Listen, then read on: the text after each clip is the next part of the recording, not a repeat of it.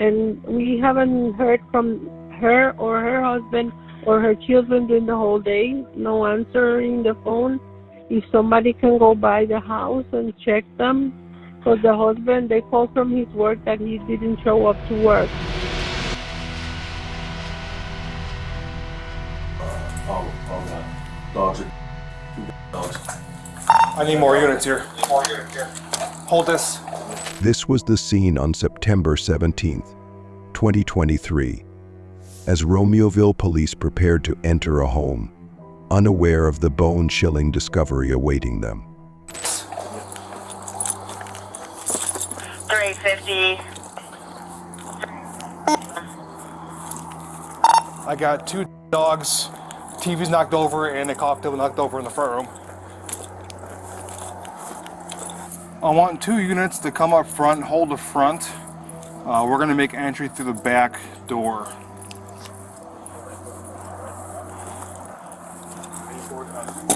No, but I got 2 dead dogs. TV's knocked over, and a cocktail was flipped over in the front room.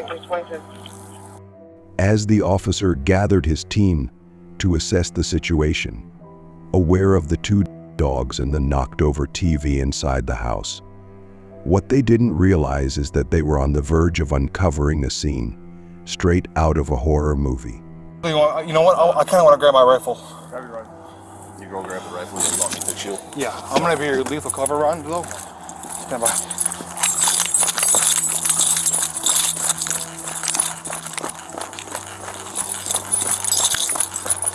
Hey, Drake, I need the keys!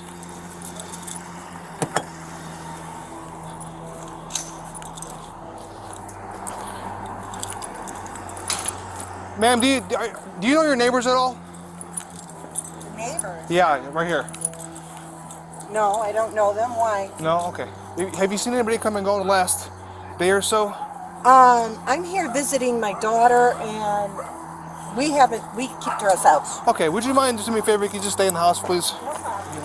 The officers entered the house with their guns drawn, fully prepared and on high alert.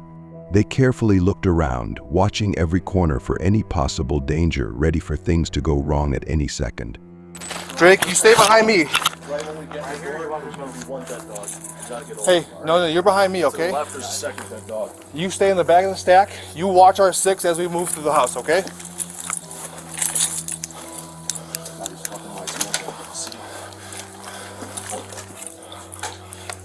Corey, come up here, cover this door. This window. Got it. Lights is damn it. Christian, here. Here, watch you. No, I got one. Check the door. Here, Door cover first. the window. What do you see, Corey? Boom, move. I got nothing. Move it up. How many dogs you got? We got 1 dog right here. We got a second I got to 2 the loaded. left. All right, watch out. Watch out. Hey, why don't you check the door handle first before we get to it? Here. Stand by. Doors open. All right. Hold on. Dispatch Romeoville 350. 1033 traffic. Romeoville units 1033 traffic only. Make an entry 33 traffic only. All right, Ron, go ahead. I'm flipping light switches as we go, okay? As they ventured further into the house, they discovered the lifeless body of a man. Hey, Ron. Romeo, please, anybody here? Move up. Romeo, please, anybody here? All right. Wait, you got one? No, hey. Hold it, Corey, hold it. I got you. 43, you got 142. What do you got? Corey, you got a light switch over there? Nothing's working. All right, cool. Lights on. All right, this light's on. Okay, cool. There's that door right there. Is that the outside? Tag out. Ryan, you're up first. All right, Corey. Corey, Switch Ryan back. up first. Switch back. Body's gonna be down on the floor on your right. Gotcha. All right, here we go. All right, male. What do you see? We got a male. We got Hello? open doors. Romeoville, please. Run. Open the hallway. However, this wasn't the only body they uncovered that night. A family of 4, 38-year-old Alberto Rolon, his 32-year-old wife Zoraida Bartolomei, and their young sons, Adriel and Diego, were found tragically. Even their 3 dogs were. It was a shocking and heartbreaking incident, but no one could have guessed the twisted plot behind it. And we haven't heard from her or her husband or her children during the whole day. No answering the phone. If somebody can go by the house and check them. Because the husband, they called from his work that he didn't show up to work. The police had come to do a welfare check after the family hadn't shown up for work, and calls from family members went unanswered. The back one? Okay. I got a TV knocked over and a coffee table knocked over.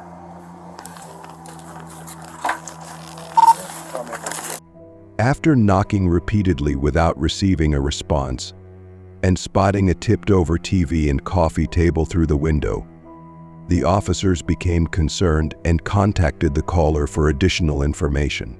Hey lady, this is Officer Chong. I'm here at your daughter's house. When's the last time you spoke with your daughter? Last night? Okay. Did she say if there are any issues going on in the household? No? Okay. No arguments between her and her husband or anything? They were watching a movie? Okay. Not to find you or anything, but we came here and no one's answering the door.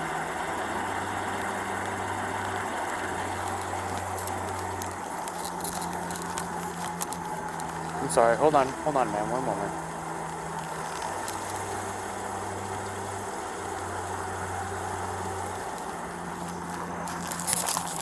Hey, open the trunk. I'll call you back, ma'am.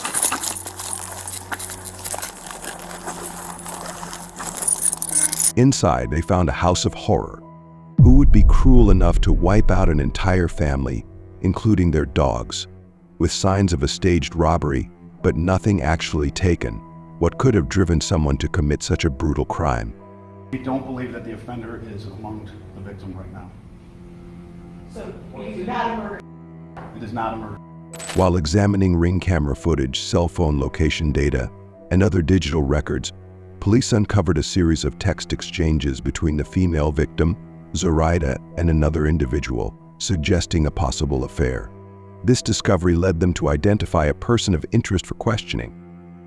It didn't take long for investigators to connect to Nathaniel Huey Jr., a 32-year-old man from Streamwood, Illinois. He was the owner of a security company and had extensive training in firearms. On September 18th, 2023, they brought Nathaniel in to question him. Relationship stemming from here. And I'm not trying to dig too deep, it's just, we're just trying to make sure we covered all of our bases. So you guys have had a relationship since May. I mean, have you been having sex? Yeah. Okay. Wasn't usually like super awesome. I mean, not like super often. Kind of when you can. Nathaniel admitted to having an affair with the victim, Zoraida Bartolomei, but denied any knowledge or involvement in her.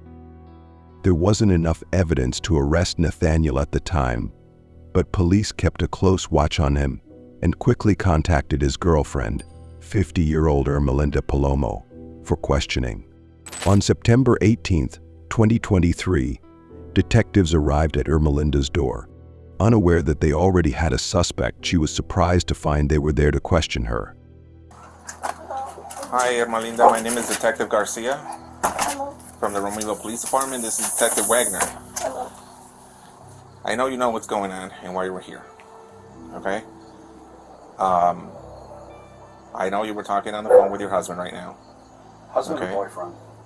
It's just a boyfriend. Okay. Does he live here with you? While Nathaniel stated in his interview that Ermelinda was more than a girlfriend and that they had even married in a church, Ermelinda, on the other hand, told detectives Nathaniel was just a boyfriend.